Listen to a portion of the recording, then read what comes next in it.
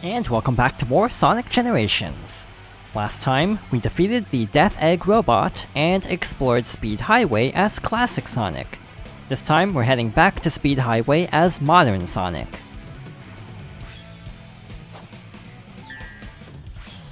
The Lightspeed Dash is featured in the next act. Would you like to see a tutorial? That is not necessary.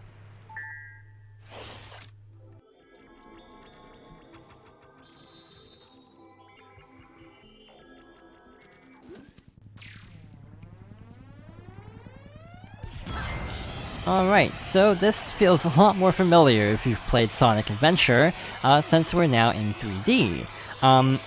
As a heads up, to perform the Lightspeed Dash, all you have to do is press triangle in front of a specific trail of rings. It'll basically be glowing to indicate that you can use the Lightspeed Dash. So unlike past games in the series, you actually can't Lightspeed Dash anywhere, which is kind of a shame in terms of like going quickly through certain areas. But it's also nice not having to worry about accidentally activating the Lightspeed Dash when you don't want to, which is a problem in older Sonic games. Alright, so we drop down there, no big deal. These little cannons, you basically press a direction and then press A to fire out of the cannon. So here we have these balloons to bounce off of, Light Dash, and we have another helicopter. I really like this remix, even though it's actually kind of not that different sounding from the original song, I feel. Alright, we have these enemies here, and we need to boost through this building, and down the side of this building. Very, very nostalgic for this part of the level because of how similar it is to that one section of Adventure in Speed Highway. I missed the red ring, not that big of a deal. Sadly, we don't have the other part of the level after the running down the building. We're just back on the highway itself, which is kind of a shame because I do like that area. Like the music especially is really good in the third part of the stage. Alright, we have these moving platforms that are now falling, so we have to be really careful. The red and yellow platforms will basically fall. The red and white platforms are fine to stand on. I do like how things are color-coded to make it very easy to figure out what's like a safe place to stand on, actually. Here we have the drifting, similar to Sonic Unleashed. Unlike in Colors, we can actually drift whenever we want, and don't have to worry about like being in a specific section, since there are plenty of buttons on the 360 controller in order to have everything mapped at the same time. And I think this is actually the end of the level.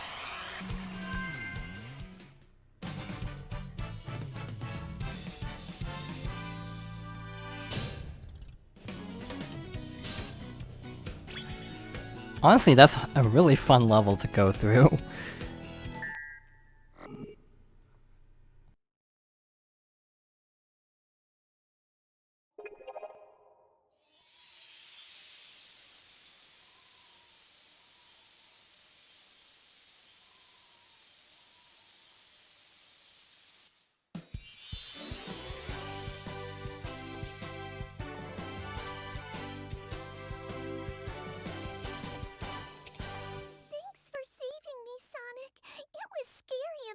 But I tried to be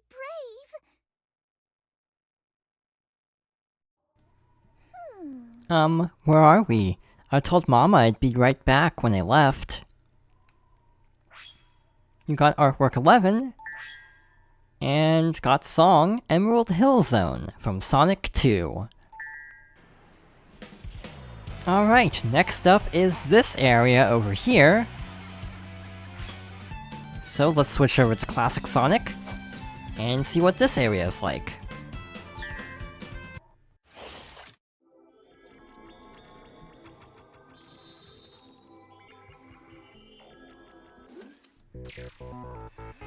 This is City Escape from Sonic Adventure 2, and is probably one of the most obvious choices in terms of levels, like, in the entire game, I'd say. Like, if you try to pick any level from Sonic Adventure 2, I think most people would say City Escape.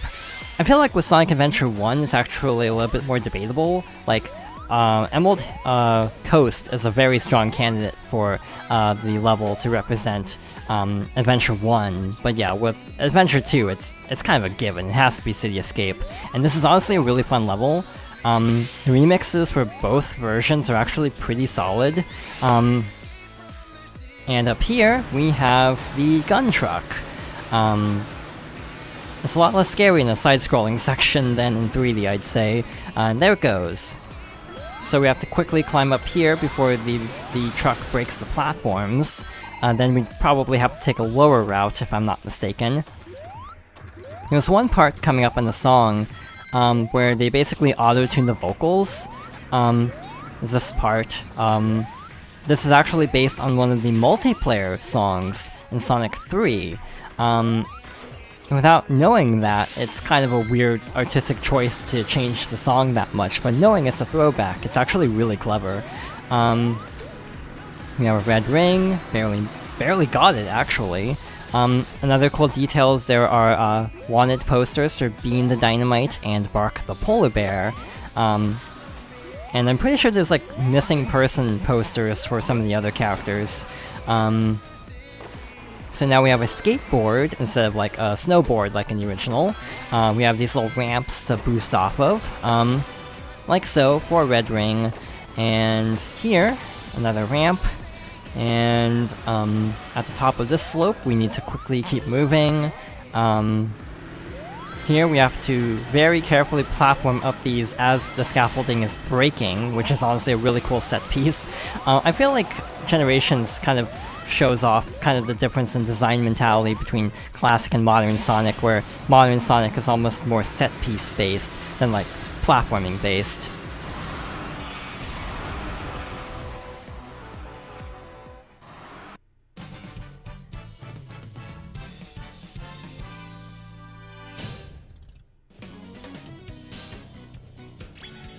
I'm actually really glad I got an S rank on this because this is one of my favorite stages in the game.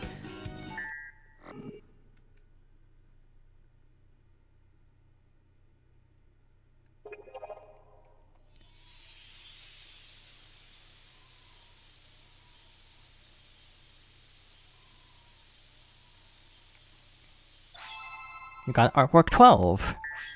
You got artwork 13. And what's great is we're still not done here because we still have the modern playthrough left.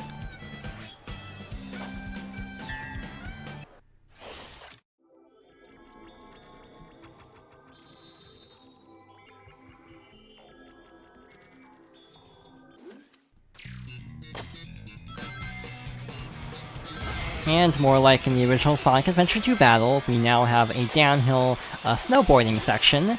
And this level alone is why I decided to not worry about red star rings, because this level has one of the worst rings in the entire game. You have to boost off of a very specific ramp at a very specific angle to actually get one ring. So yeah, I will not be going for that, because it's like really difficult, and I remember going for it on my personal file twice, because of the PS3 version and then the 360 version, and at that point I basically never wanted to do that again. Twice was too much. I like how you can actually see some of the billboards that have references to like Adventure 2 billboards as well. Like I pointed out in the Speed Highway entrance, how there's like a Chow in Space sign. There's an extra life on this area, and some boost rings.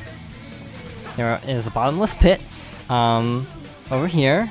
Luckily, this game actually has signs. I actually really like that detail of having various signs to tell you that something dangerous is coming up, instead of having like basically making it so you have to kind of figure it out on your own. There's very little trial and error to the platforming. You might miss out on like a red ring or an alternate path.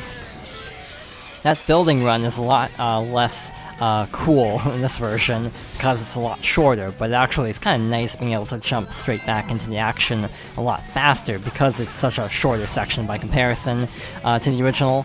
I I actually think I like the classic remix of the song better. This one definitely is very SA2 and being very, like, rock. But I feel like there's a charm to the classic remix that this one kind of is lacking in a way, even if it is a little bit more faithful to the source material. We have these very familiar looking steps here, so let's boost up and go across the street, where we yet again have an encounter with the gun truck. But something's a little bit different this time. It now has saw blades, because of course it does. This is so extra, I really like this. It's really silly.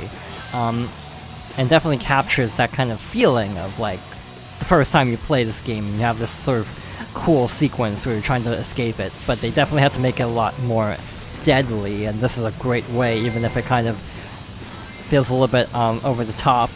I wasn't boosting, I just realized. That might have been a problem if I hadn't noticed. Alright, I think we only have a little farther to go. And because it wasn't crazy enough, now it's actually going along the wall, because of course it is. And there it goes.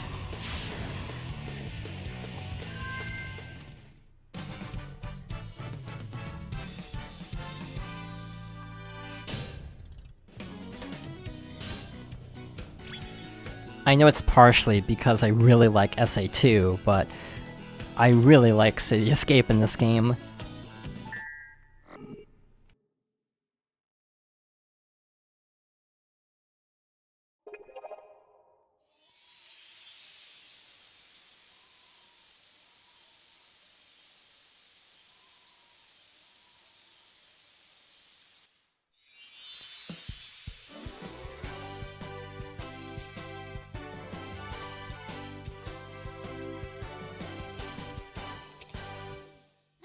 Thanks, Big Blue. That's the first time I've ever been stolen.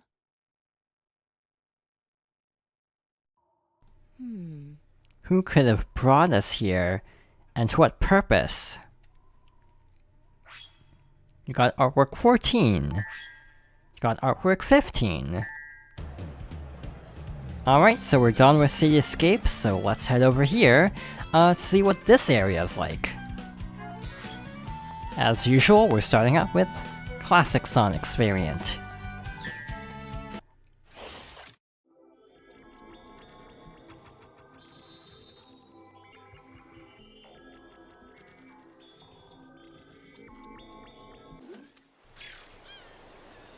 Alright, next up is Seaside Hill from Sonic Heroes. Technically.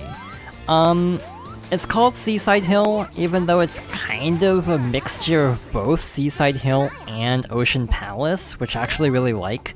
Even the music incorporates both songs, which I think is really cool. And if you thought Chemical Plant wasn't enough of an underwater stage, don't worry, this one is the underwater stage for real, and is a lot more dangerous by comparison. I feel like this is also when the stages start to get a lot longer. So far, a lot of the Act 1s in particular have been fairly easygoing, but this one I remember actually taking a while. So let's head back into the water. This is actually kind of like Hydro City from Sonic 3 in some ways. We'll see that a little bit later, I think. Sonic Heroes is a very polarizing game, but I actually really like it. Again, maybe it's nostalgia speaking, and I definitely don't recommend playing like all 4 character routes in a row because of how similar they are.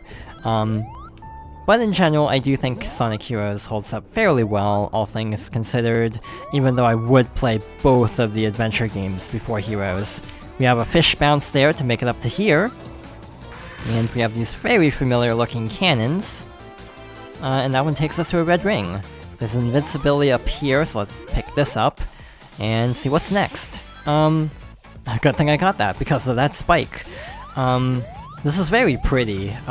Sonic Heroes honestly is a very colorful game. Compared to Adventure 1 and 2, it's a lot more vibrant, and I feel like it's trying to be more like cartoony in a way and less brooding compared to the adventure games, which makes it ironic with the game that followed it up. Alright, next cannon. The cannon was actually on the turtle, which I don't think I've ever noticed before, but that's a really great attention to detail, actually, because of the turtles in Heroes. By the way, you actually don't lose all your rings when you take damage, which is another difference from classic Sonic. I remember the whale scene on PS3 actually caused a lot of slowdown. I don't know if that's the case on 360 because it actually ran totally fine right there, but there is slowdown in this version for sure. And again, I assume like running this on a Series X would take care of that slowdown if Unleashed runs well on Series X. This is the part that reminds me of Hydro City. Missed the red ring, not that big of a deal.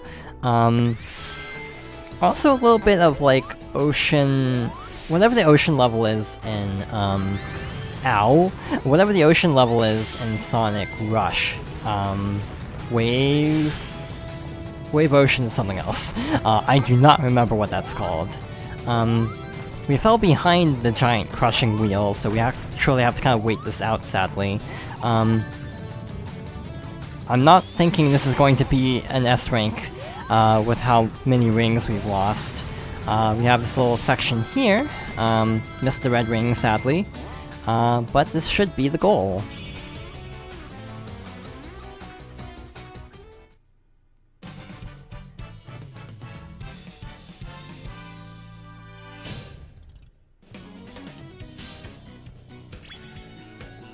Overall, that's a pretty fun stage.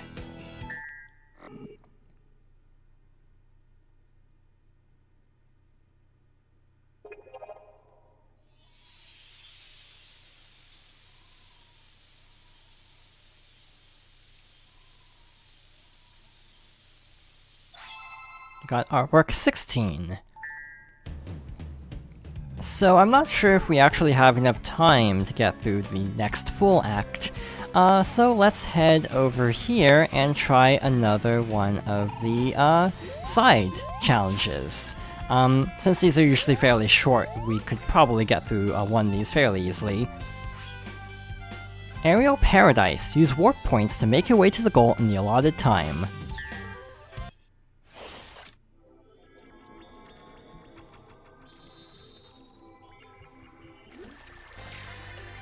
Alright, so Sky Sanctuary at night. This is honestly very cool, because of not having, obviously, time of day system in actual Sonic 3 and Knuckles. So we have to quickly hop between these warp points and carefully platform over to the goal. I like how instead of just being actual changes to the levels, they're actually visual changes as well, like the nighttime variant of this level. Took a shortcut there to get a little bit of extra time. Alright, we have falling platforms here.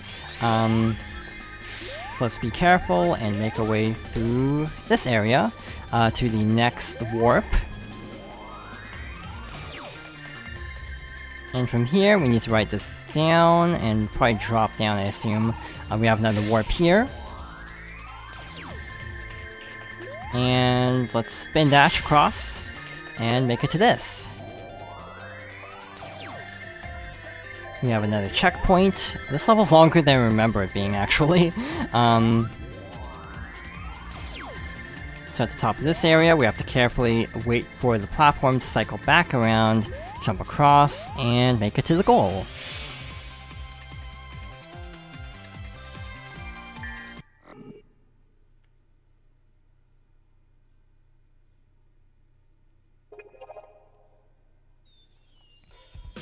Alright, so that's another challenge taken care of. We'll probably work on a lot of these in-between levels if we have time to spare.